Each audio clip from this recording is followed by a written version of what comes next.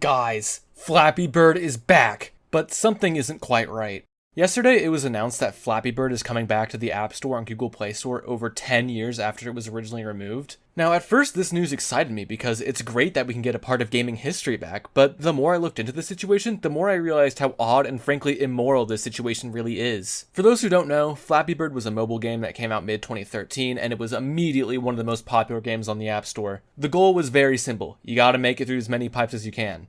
It's not a very hard concept to understand. And somehow this game took social media by storm. Everyone and their dog was playing this game. Even 8-year-old me was playing this game on my sister's Android tablet. This game got too popular even, with reports of people getting addicted to the game. Now, I don't know what people in 2013 were on back then, because how the heck do you get addicted to Flappy Bird? I mean, at least it's better than what people are getting addicted to nowadays. Anyways, this really started to weigh on Dong Nguyen, the creator of the game. And after many sleepless nights and threats sent towards him, the creator of Flappy Bird posted this bombshell of a tweet. "I am sorry, Flappy Bird users. 22 hours from now, I will take Flappy Bird down. I cannot take this anymore." And that's exactly what he did. And that's why I kind of find it weird that all of a sudden now Flappy Bird is being brought back. I looked into it more, and it turns out the original creator of Flappy Bird has absolutely nothing to do with this. According to IGN, the Flappy Bird Foundation Group purchased the rights to the game.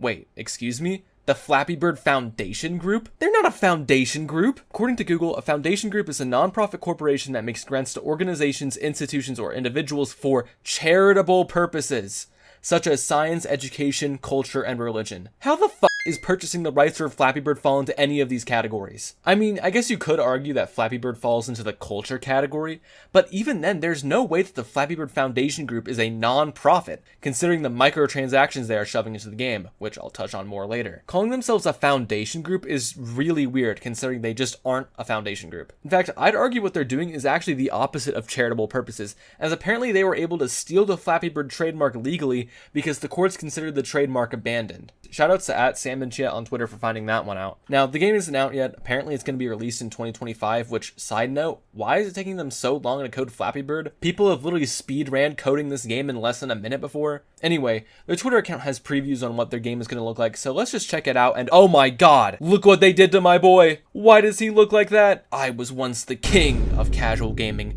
but I was taken down in my prime. Now I'm back to reclaim my throne.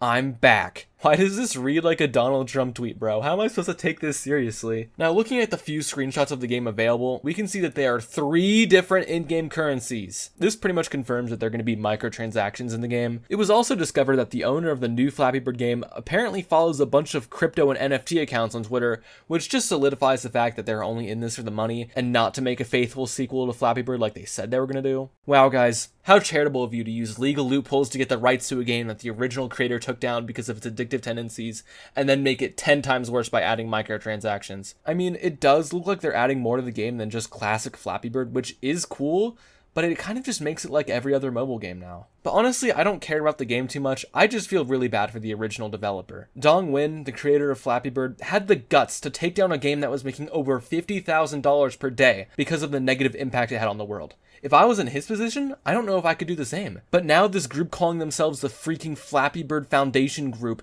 is taking the trademark from him and adding things to the game that are making it even worse. Keep in mind, it's not like the original Flappy Bird had thousands of microtransactions and gambling features like the mobile games of today.